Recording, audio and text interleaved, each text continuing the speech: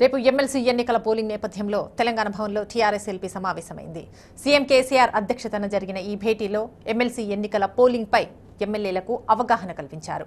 TRS తరపున పోటీ చేస్తున్న 4 ఎమ్మెల్సీ అభ్యర్థులతో పాటు ఎంఐఎం అభ్యర్థిని సీఎం పరిచయం చేశారు. అనంతరం మాక్ పోలింగ్ నిర్వహించారు. సీఎంతో పాటు టీఆర్ఎస్ ఎమ్మెల్యేలు మొత్తం ఈ మాక్ పోలింగ్లో పాల్గొన్నారు.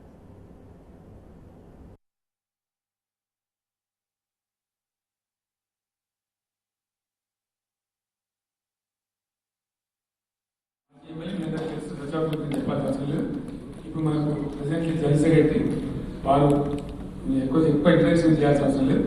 వారు కూడా మనకు పార్టీ తరఫున పోటీ చేస్తున్నారు. ఇంకే మల్లేశ్వర కుర్మ గారు వారిని తెలిసిన వ్యక్తి మన తెలంగాణ రాష్ట్ర కుర్మ సంఘం అధ్యక్షుడు, కుర్మ సంఘం నాయకుడు. మన పార్టీ కూడా చీరలు చాలా లాంగ్ బ్యాకే. ఇప్పుడు కూడా వారు ఆల్ ఇండియా కుర్మ సంఘంలో ప్రధాన కార్యదర్శి ఉన్నారు. మన రాష్ట్రానికి కుర్మ సంఘం అధ్యక్షులు ఉన్నారు. వారు చాలా సేవలు చేశారు. సోషల్ సర్వీస్ కూడా బాగా చేస్తారు. హాస్టల్లో వెళ్తారు. ఆయన రాజకీయ కార్యదర్శి. అప్పుడు లేట్ అయింది, బాగా ఎప్పుడో రావాలి. వాస్తవానికి లేట్ అయింది. అయినప్పటికీ బెటర్ నెవర్ దాన్ లేట్ అన్నట్టు షేర్ సుభాష్ అంటే మెదక్ జిల్లా నేను పెద్దగా చెప్పుకోవట్లేదు. వారు ఒక అభ్యర్థిగా ఉన్నారు. మరొక అభ్యర్థి మన తరఫున మన హోంమంత్రి మహమూద్ అలీ గారు. నేను వారు కూడా చెప్పాల్సిన అవసరం లేదు. మహమూద్ భాయ్ 2001 నుంచి ఎక్కడ లేని కాలంలో మన ఉద్యమంలో వచ్చి ఎన్ని బెదిరింపులు, అదిరింపులు, మజిలీస్, దాడులు అన్నీ జరిగితే కూడా కోఆర్డినేట్ చేసుకొని సిటీలో కానీ రాష్ట్రంలో కానీ ఉద్యమ నిర్మాణానికి కనబడిన వ్యక్తి. మరి మీరందరూ సపోర్ట్ కూడా వాళ్ళు చేశారు.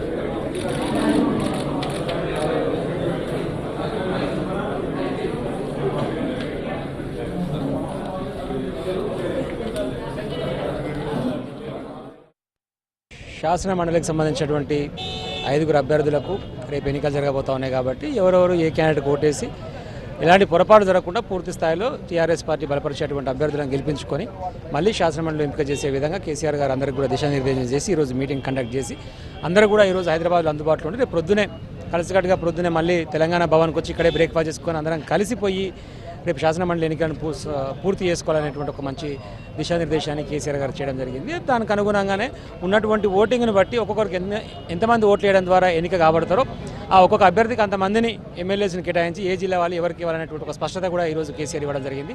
ఆ క్రమంలో రేపు పొద్దున్నే 5 గెలిచేటువంటి అవకాశం స్పష్టంగా ఉంది. కాబట్టి కేసీఆర్ గారు కూడా 5 మన తరఫున బరిలో దింపారు. 4 టీఆర్ఎస్ పార్టీ అభ్యర్థులు, 1 ఎంఐఎం పార్టీ మన మిత్రపక్షం కాబట్టి వారిని బలపరుస్తూ 5వ అభ్యర్థిని కేసీఆర్ గారు ముందు తీసుకొచ్చేటువంటి ప్రయత్నం చేశారు. ఇప్పటికే మనకు ఉన్నటువంటి సమాచారం మేరకు అవతల పక్క ఉన్నటువంటి పార్టీల వారు మేము ఎలక్షన్కే మన ఓటింగ్కే రామని చెప్పి బైకాట్ చేసినటువంటి పరిస్థితి, గెలవలేము అనేటువంటి స్పష్టమైపోయింది. కాబట్టి వారి ఎన్నికల నుంచి పారిపోయినటువంటి పరిస్థితి కనపడతా ఉన్నది. ఏప్రిల్ 11న జరగనున్న తెలంగాణ రాష్ట్రంలో జరగనున్న పార్లమెంట్ ఎన్నికల్లో 17కి 17 ఒకటి ఎంఐఎం, 16 టీఆర్ఎస్ కైవసం చేసుకోవడం ఖాయం.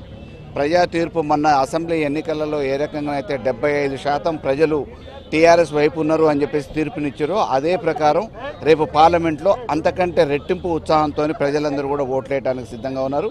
16 సీట్లని కైవసం చేసుకుంటుంది టీఆర్ఎస్, 1 సీట్ని ఎంఐఎం కైవసం చేసుకుంటుంది.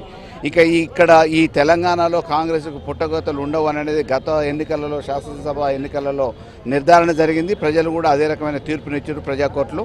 రేపు భవిష్యత్తులో కూడా ఇక్కడ ఉండదనే అభిప్రాయం ప్రజలలో వ్యక్తమవుతుంది. నాయకుల్ని కాపాడుకోవడానికి చేసే ప్రయత్నాలలో నాయకులు కూడా ఈరోజు ఎమ్మెల్సీ ఎన్నికలకు దూరంగా ఉంటామని చెప్పి అభిప్రాయాన్ని వ్యక్తం చేసే పరిస్థితి కాంగ్రెస్కి వచ్చిందంటే ఇక కాంగ్రెస్కి భవిష్యత్తు లేదు అనేది ఒక నిర్ధారణ.